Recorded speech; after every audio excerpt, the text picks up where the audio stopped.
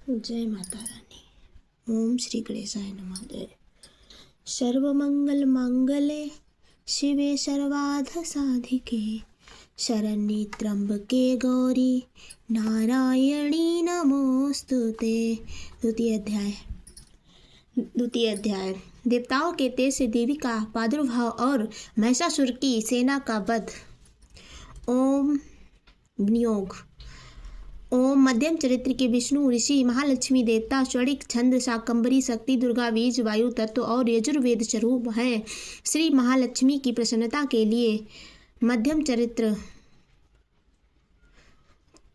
चरित्र के पाठ में इसका विनियोग है। मैं कमल के आसन पर बैठी हुई प्रसन्न मुख वाली महिषासुर मर्दनी भगवती महालक्ष्मी का भजन करता हूँ, जो अपने हाथों में अक्षमाला फरसा गदा बाण वज्र पद धनुष कुंडका दंड और शक्ति खड़ग ढाल शंख घंटा मधुपात्र शूल पाश और चक्र धारण करती है। ऋषि कहते हैं, पूर्व काल में देवताओं और असुरों में पूरे 100 वर्षों तक घोर संग्राम हुआ था। उसमें असुरों का स्वामी महिषासुर था और देवताओं के नायक इंद्र थे। उस युद्ध में देवताओं की सेना महाबली असुरों से परास्त हो गई। संपूर्ण देवताओं को जीतकर महिषासुर इंद्र बन बैठा। तब पराजित देवता प्रजापति ब्रह्मा जी को आगे करके उस स्थान पर गए जहाँ भगवान शंकर और विष्णु विराजमान थे। देवताओं ने महिषासुर के पराक्रम तथा अपनी पराजय का यथावत वृत्तांत उन दोनों देवेश्वरों से विस्तार पूर्वक कह सुनाया। वे बोले, भगवान महिषासुर सूर्य इंद्र अग्नि वायु चंद्रमा यम वरुण तथा अन्य देवताओं के भी अधिकार छीनकर स्वयं ही सबका अधिष्ठता बना बैठा है।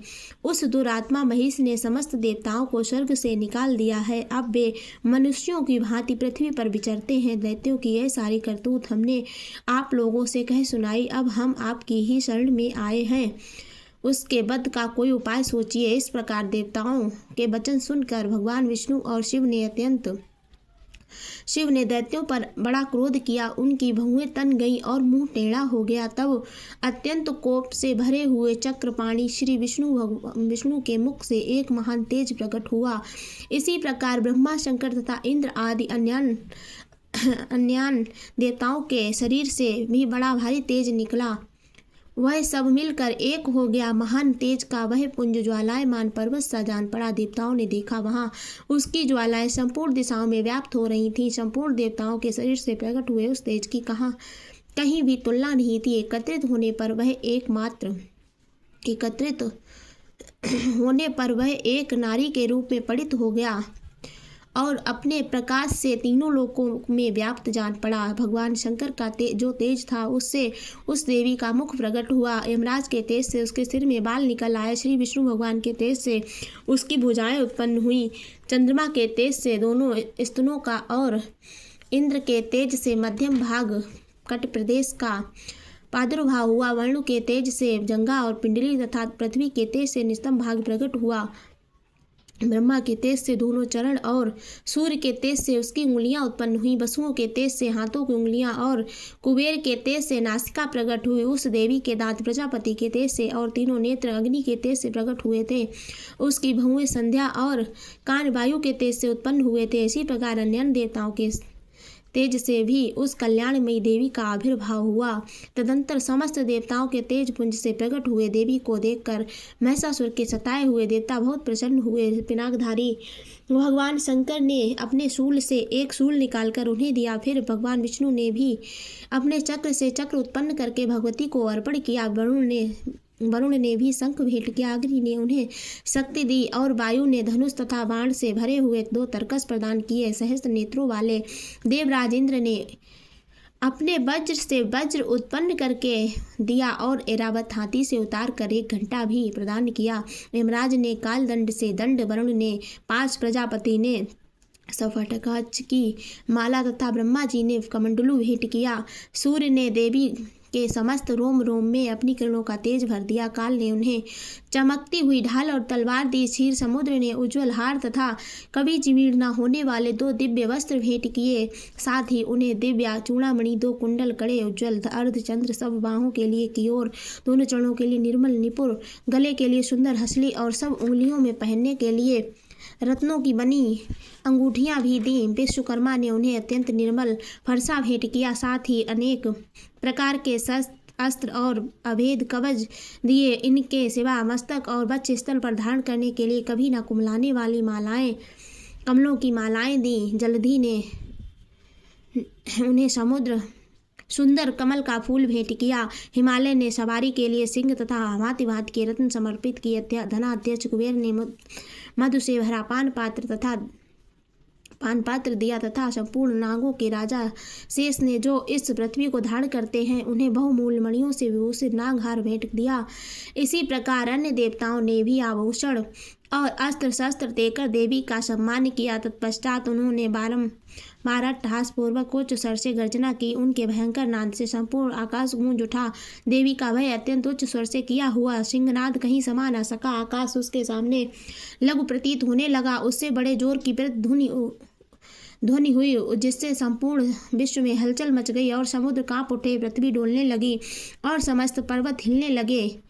उस समय देवताओं ने अत्यंत प्रसन्नता के साथ सिंहवाहिनी से कहा, देवी तुम्हारी जय हो। साथ ही महर्षियों ने भक्ति भाव से विनम्र होकर उनका स्तवन किया। संपूर्ण त्रिलोक को क्षोभग्रस्त देख दैत्य गण अपनी समस्त सेना को कवच आदि से सुसज्जित कर हाथों में हथियार ले सहसा उठकर खड़े हो गए। उस समय महिषासुर ने बड़े क्रोध में आकर कहा, आह, यह क्या हो रहा है।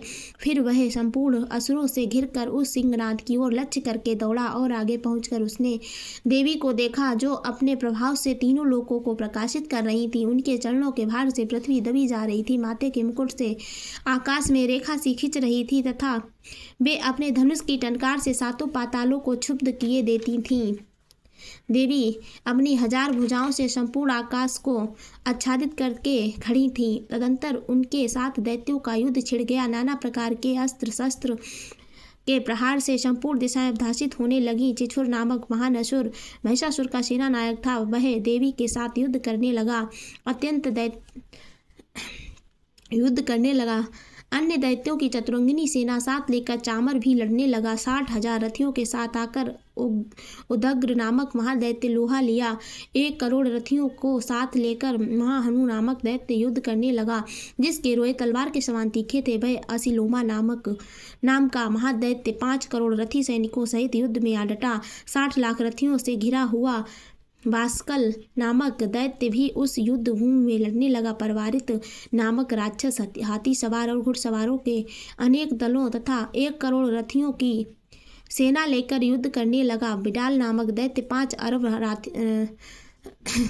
रथियों के साथ घिरकर लोहा लेने लगा। इनके अतिरिक्त और भी हजारों महादैत्य रथ, हाथी और घोड़ों की सेना साथ लेकर वहां देवी के साथ युद्ध करने लगे। स्वयं महिषासुर उस रणभूमि में कोटि कोटि सहस्त्र रथ, हाथी और घोड़ों की सेना से घिरा हुआ खड़ा था। वे दैत्य देवी के साथ तोमर, भिंदपाल, अशक्ति, मूसल, खड़ग, परशु और पटस आदि अस्त्र शस्त्रों का प्रहार करते हुए युद्ध कर रहे थे। कुछ दैत्यों ने उन पर शक्ति का प्रहार किया, कुछ लोगों ने पास फेंके तथा कुछ दूसरे दैत्यों ने खड़ग प्रहार करके देवी को मार डालने का उद्योग किया। देवी ने भी क्रोध में आकर खेल खेल में ही अपने अस्त्र शस्त्रों की वर्षा करके दैत्यों के वे समस्त अस्त्र शस्त्र काट डाले। उनके मुख पर परिश्रम या थकावट का रंच मात्र भी चिन्ह नहीं था।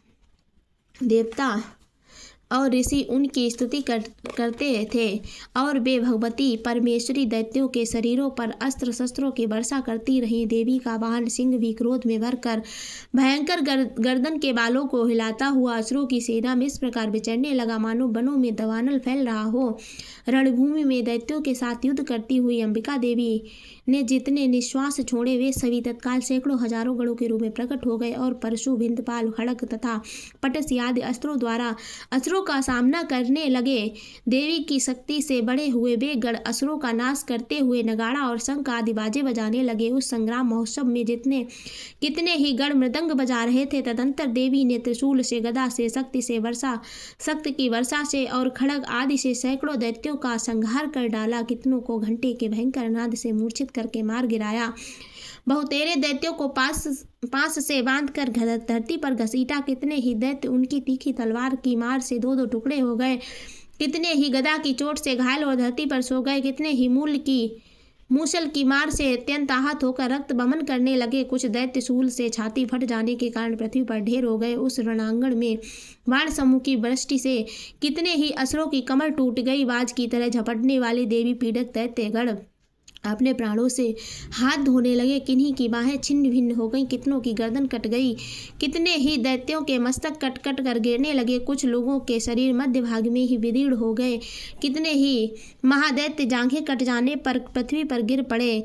कितनों को ही देवी ने एक वहाँ एक पैर और एक नेत्र वाले करके 2 टुकड़ों में चीर डाला। कितने ही दैत्य मस्तक कट जाने पर भी गिर कर फिर उठ जाते और केवल धड़ के ही रूप में अच्छे हथियार ले देवी के साथ युद्ध करने लगते थे।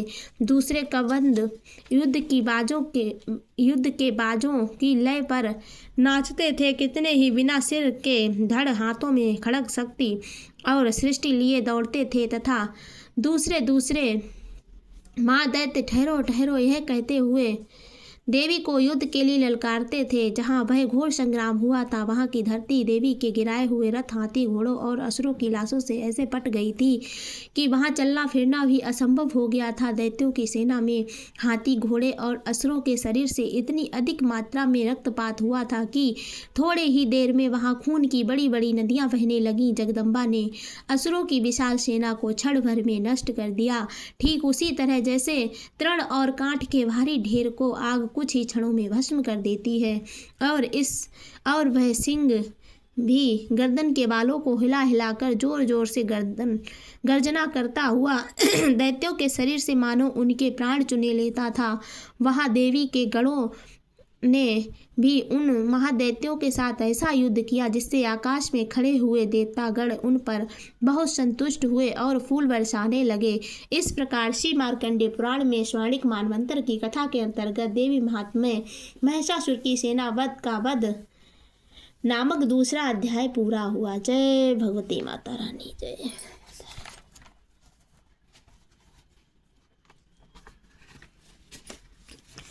जग जननी जय जय जग जननी, भयहरिणी भव तरिणी भामिनी, जय जय जय जग जननी। तू ही सत चित सुखमय शुद्ध ब्रह्म रूपा, सत्य सनातन सुंदर पर शिव सुर भूपा। जग जननी जय जय जग जननी, आदि अनादि अनामय अचल विनाशी, अमल अनंत अगोचर आनंद राशि। जग जननी जय जय जग जननी, अवकारी अघहारी अकल कलाधारी, करता विधि भरता हरि हर संहारकारी। जग जननी जय जय जग जननी, तू विद बधू रमा तू माँ महामाया, मूल प्राकृति विद्या तू जननी जाया। जग जननी जय जय जग जननी, राम कृष्ण तू सीता ब्रज रानी राधा, तू बाष्प कल्प द्रुम हरणी सब बाधा।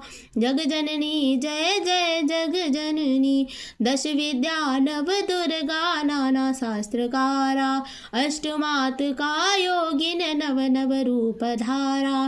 जग जननी जय जय जग जननी, तू परिधाम निवासिनी महाविलासिनी, तू ही तू शमशान विहरणी, तांडव विलासिनी तू जग जननी। जय जय जय जग जननी, शुरमुन मोहनी सौम्या तू शोभा आधारा, विवसन विकट स्वरूपा प्रलयमयी धारा। जग जननी जय जय जग जननी, तू ही स्नेह सुधामयी, तू ही अति गरल मना, रत्न विभूषित तू ही अस्ततना। जग जननी जय जय जग जननी, मूलाधार निवासिनी यह पर सिद्ध प्रदे। कालातीता काली कमला तू बर दे। जग जननी जय जय जग जननी, शक्ति शक्तिधर तू ही नित्य अभेदमयी। भेद प्रदर्शनी वाणी विमले वेद त्रयी।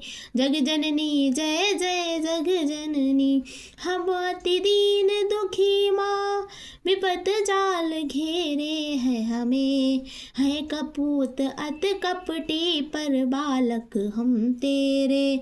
जग जननी जय जय जग जननी, निज स्वभाव वस जननी दया दृष्टि कीजे। करुणा कर करुणामयी चरण शरण दीजे।